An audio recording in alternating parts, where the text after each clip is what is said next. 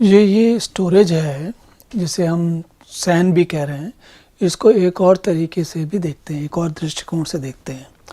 वो क्या है कि देखिए, जैसे ये जो 5 सर्वर हैं, इन सभी में अपनी अपनी अंदरूनी डिस्क लगी हुई हैं, अपनी सबके पास अपनी अपनी हार्ड डिस्क हैं।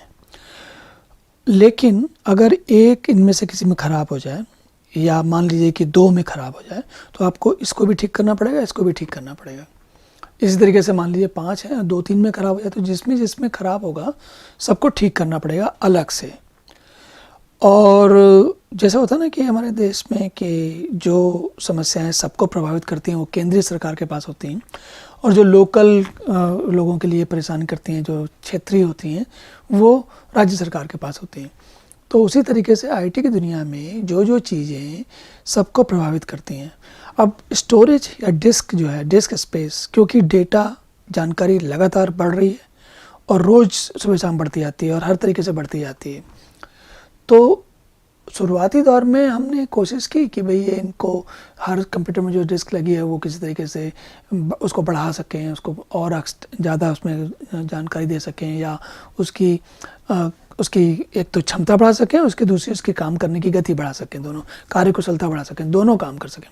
लेकिन करते करते फिर लोगों को समझ में आया कि जैसे क्षेत्रीय सरकार से सारा काम नहीं होता तो केंद्रीय सरकार बनानी पड़ती है किसी भी देश में, फेडरल गवर्नमेंट जिसे कहते हैं।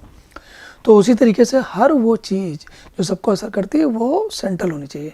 तो ये जैसे ये कहलाती है सेंट्रल स्टोरेज। और इसकी खासियत क्या है कि इसको मतलब इसमें क्या क्या क्या चीज़ें जुड़ती हैं।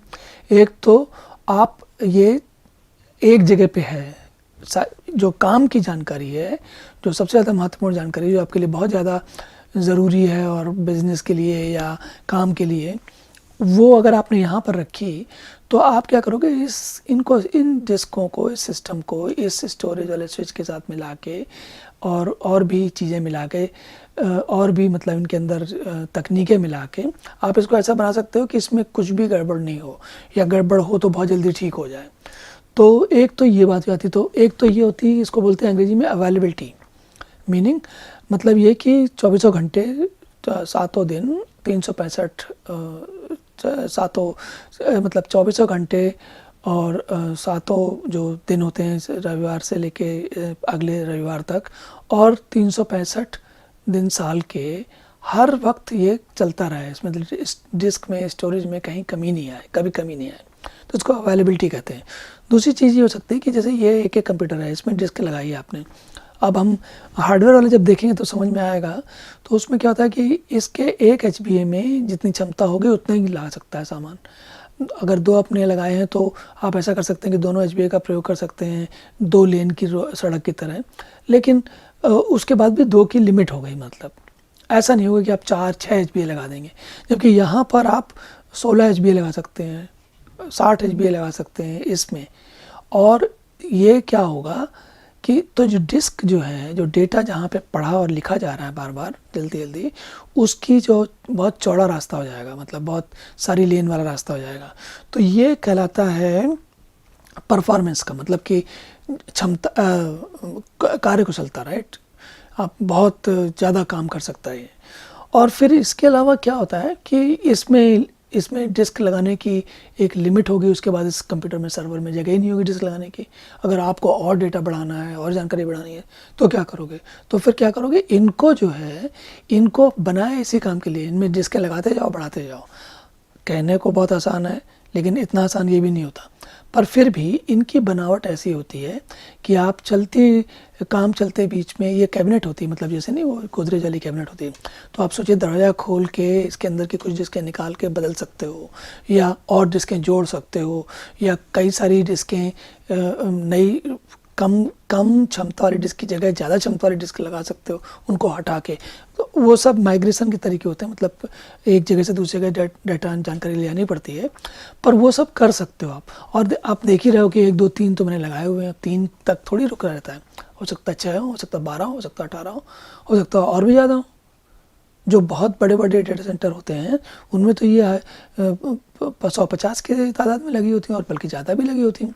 और जो क्लाउड वाले डेटा सेंटर हैं उसमें तो एक डेटा सेंटर में 150 लगी होती हैं। तो आप समझ रहे हैं कि इतनी सारी, अब इसको बढ़ाना और वो करना भी आसान होता है। तो जो सैन है या स्टोरेज है, स्टोरेज एरिया नेटवर्क, उसको नेटवर्क इसलिए कहते हैं क्योंकि इसमें ये स्विच लगे हैं, ये स्विच इसलिए लगे हैं क्योंकि ज़्यादा से ज़्यादा कंप्यूटर को ज़्यादा से ज़्यादा डिस्क दिखा सकें। तो ये बगैर स्विच के स्टोरेज स्विच के सैन नहीं होगी।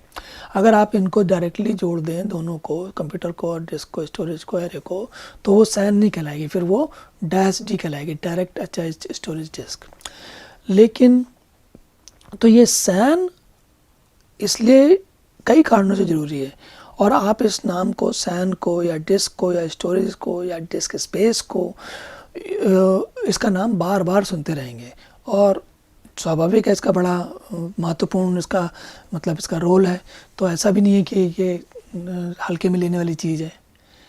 तो इस पे हम आगे के मतलब आगे चल के जैसे जैसे समय मिलेगा, जैसे जैसे हमारी एक पृष्ठभूमि बन जाएगी, ये जो अभी हम शुरुआत कर रहे हैं, उस पे जब हम आगे बढ़ेंगे तब हम इसके बारे में और विस्तार से चर्चा करेंगे।